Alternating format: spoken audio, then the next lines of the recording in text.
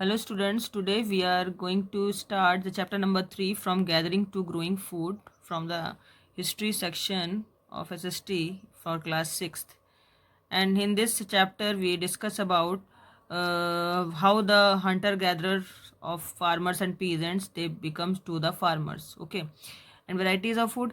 बच्चों इसमें हम सबसे पहले ये पढ़ेंगे कि किस तरीके से जो लोग पहले जो अर्लियर मैन था, पुराना इंसान जो सबसे पहले हुआ, उसने पहले वो भोजन की तलाश में इधर उधर भटकता रहता था और उसके बाद उसने जो है एनिमल को पालना शुरू किया।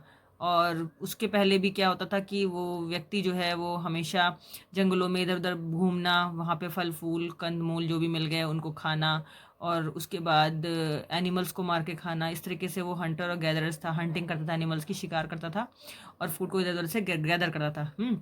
इसके बाद धीरे धीरे वो कैसे उसने खेती की कला सीखी और किस तरीके से उसको कहाँ कहाँ से वो एविडेंसेस मिले हैं कि उसने एनिमल्स को पाला, मिल्क वगैरह निकाला, उसको पालना शुरू किया, कभी मीट के लिए कभी मिल्क के लिए।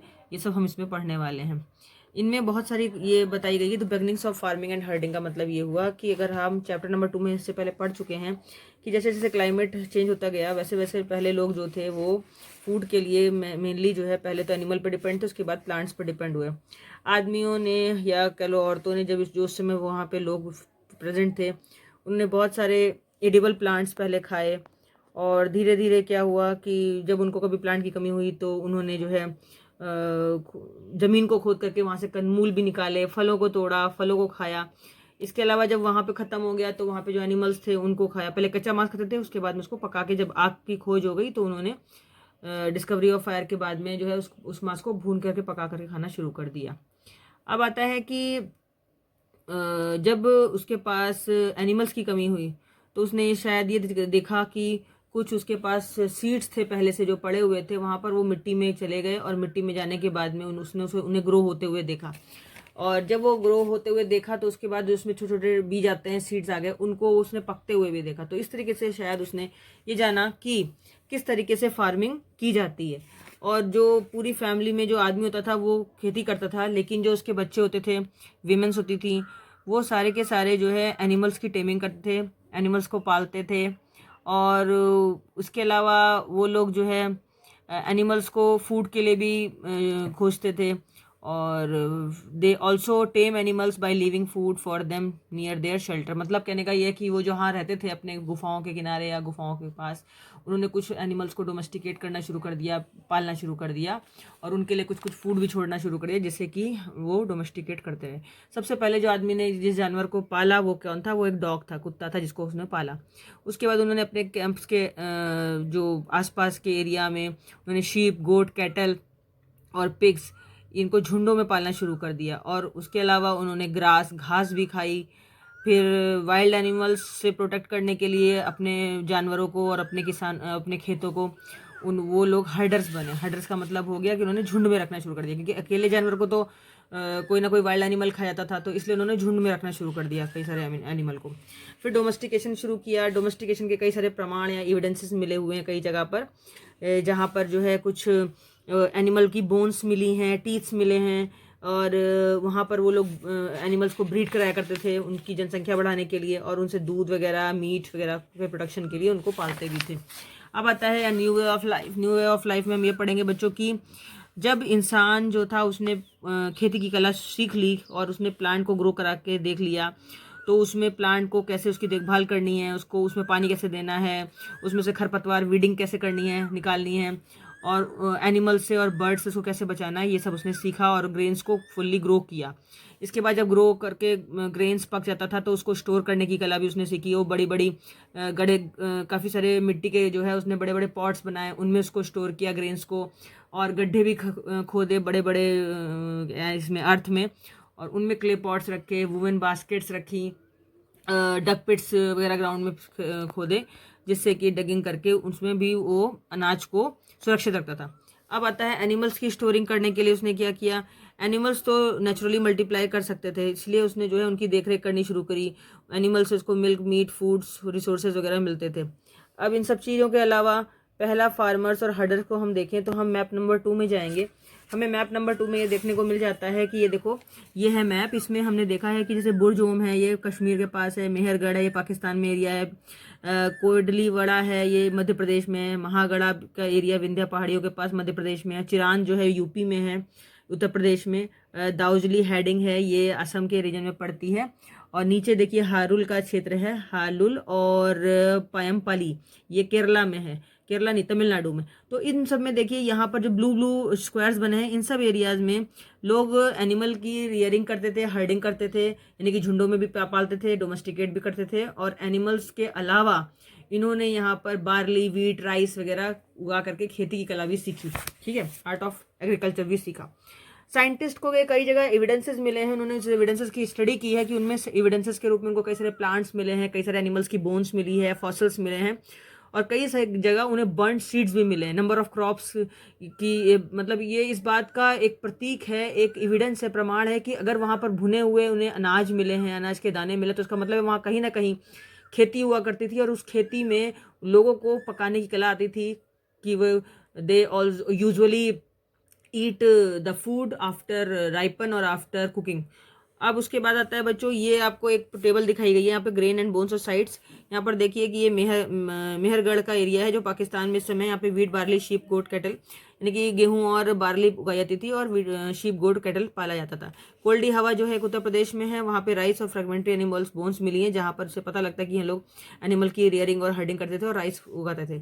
महागढ़ा उत्तर प्रदेश में है, यहाँ पर भी राइस, कैटल मिला है। वीट और लेंटिल की जगह, ये लेंटिल मतलब दलहन की खेती और गेहूं की खेती ये होती है। गुफल कर्ल ये कश्मीर में है। बुरजा होम भी कश्मीर में है, यहाँ पर शीप, गोट, बुफेलो, कैटल, डॉग वगैरह के एविडेंसेस मिले हैं। वीट और लेंटिल यहाँ उगाया जाता था। चिरांद एक जगह है जो बिहार में है इस समय।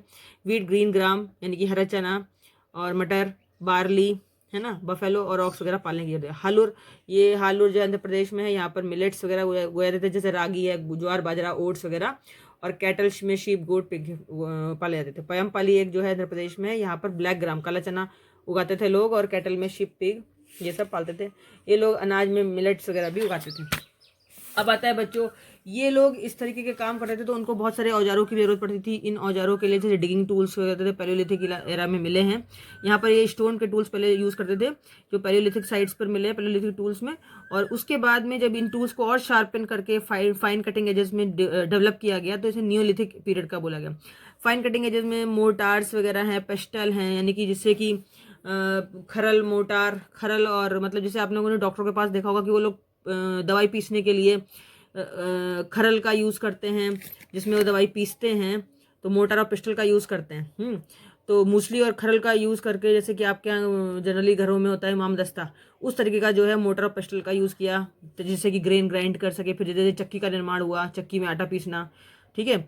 और ये पैलियोलिथिक साइट के टूल्स हैं इस तरीके से, जो कि कभी बोन्स के भी बने होते थे और स्टोन्स के बने होते थे, ठीक है। मेनली पैलियोलिथिक जो स्टोन्स थे जो अर्लियर थे वो बोन्स के बने होते थे, लेकिन बाद में इनको स्टोन एज में स्टोन टूल्स भी बनाया गया। स्टोन टूल्स पर कई सारी कार्विंग भी मिली है, डेकोरेटेड पीसेस मिले हुए हैं, जैसे कि बहुत सारे पॉट्स बनाते थे उसके कहते हैं स्टोन्स के, जिसपे वो डेकोरेशन भी करते थे। जनरली लोग कुकिंग करने के लिए ऐसे पॉट्स का यूज़ करते थे, जैसे मिट्टी के बर्तनों का। इनमें राइस, वीट वगैरह ग्रेन पकाते थे अपनी डाइट्स को मेंटेन करने के लिए। लेंटिल, दालें वगैरह भी इसमें पकाई जाती थी। अब आता है कि इसके अलावा लोगों ने कपड़े बुनने की कला भी सीखी। कपड़े बुनने में जैसे उन्होंने कॉटन क्लोथ्स हैं, इनको बुनना सीखा, तो इसलिए कॉटन ग्रोन करी। तो इस तरीके से हमें पता लगता है कि बहुत सारे एरियाज ऐसे थे जहाँ पे मैन एंड वुमेन स्टिल उन्होंने हंटिंग और गैदरिंग भी फूड की कंटिन्यू रखी, और साथ साथ में फार्मिंग और हर्डिंग भी को भी अडॉप्ट किया। यानी कि वो लोग शिकार भी करते थे, अनाज वगैरह भी खोजते थे, फ्रूट्स वगैरह भी खोजते थे, लेकिन उसके अलावा उन्होंने फार्मिंग भी सीखी, खेती भी सीखी, और साथ में ही उन्होंने एनिमल को पालना, झुंडों में पालना भी सीखा। और ये लगभग ज़्यादा नहीं, कुछ 1000 साल पहले की बात है। अब आता है ये जो प्रैक्टिसेस होती थी, ये सिंपल एग्रीकल्चर पहले प्रैक्टिस की, उसके बाद में उन्होंने हर्डिंग को शुरू किया। हर्डर का मतलब होता है कि एनिमल्स को जो है झुंड में पालना। तो इस तरीके से जो वहाँ का व्यक्ति था वो फार्मर और हर्डर्स बन गया, और वो ग्रुप्स में रहने लग गया। जब ग्रुप्स में रहने लग गया तो उसको ट्राइब्स बोला गया। आज भी ये प्रैक्टिसेस एग्जिस्ट हैं।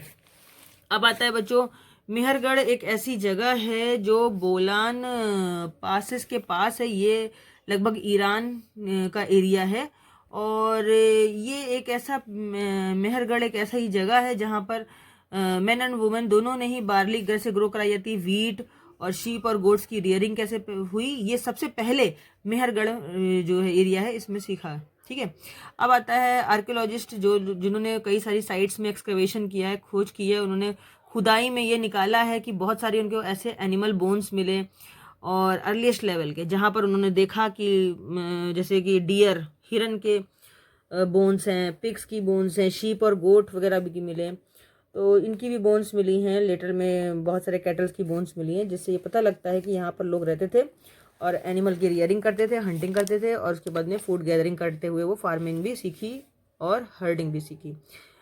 मेहरगढ़ में ही एक और रिमेन मिला है जहाँ पर स्क्वायर और रेक्टेंगुलर हाउसेज मिले हैं। इनमें वो स्टोरेज करते थे, ऐसे करके ये डिब्बे से बनाते थे, इनमें फूड स्टोर करते थे। ठीक है, ये देखिए। और उसके बाद है कि जब लोग मर जाया करते थे तो उसके बाद मेहरगढ़ के लोगों के अंदर एक कला विद्यमान थी कि वो लोग शव का दाह संस्कार करते थे, जला दिया करते थे, बरियल जिसको बोलते हैं। तो ये बरियल के जो निशान है वो भी वहाँ मिले, क्योंकि वहाँ पर बहुत सारे लोगों ने क्या दिखाया कि जब खुदाई हुई तो खुदाई में बहुत सारी बोन्स मिली हैं, तो वहाँ पर बरियल में गाड़ने की, शवों को गाड़ने की प्रथा थी। पहले तो शवों को गाड़ा करते थे, उसके बाद जैसे जैसे फायर का डिस्कवर हुआ तो उन्होंने उसको जलाना भी शुरू कर दिया।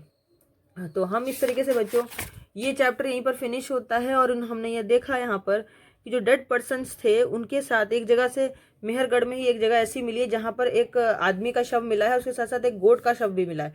इसका मतलब ये हुआ कि वहाँ के लोग सोचा करते थे कि जब इंसान मर जाता है तो उसके साथ साथ, उसके शव के साथ साथ, जैसे उसके खाने पीने का इंतजाम करने के लिए उसकी खाने पीने की चीज़ें, और साथ में कोई गोट वगैरह भी दबाई गई मरी हुई, जिससे कि वो मीट वगैरह का भी इंजॉयमेंट कर सके। तो ऐसा लोग वहाँ के सोचते थे कि जब कोई शव मर जाता है या जब कोई व्यक्ति मर जाता है तो उसके शव के साथ उसकी खाने पीने की नीड की वस्तुएं भी रख दी जाती थी। तो बच्चों यहीं पर ये लेसन फिनिश होता है। I hope that you have to enjoy this lesson and you have to well understand about this lesson. Until my next video, please take care, stay away in your homes, and keeps all precautions to keep away the coronavirus. And now I end this my video, and till my next video, then goodbye.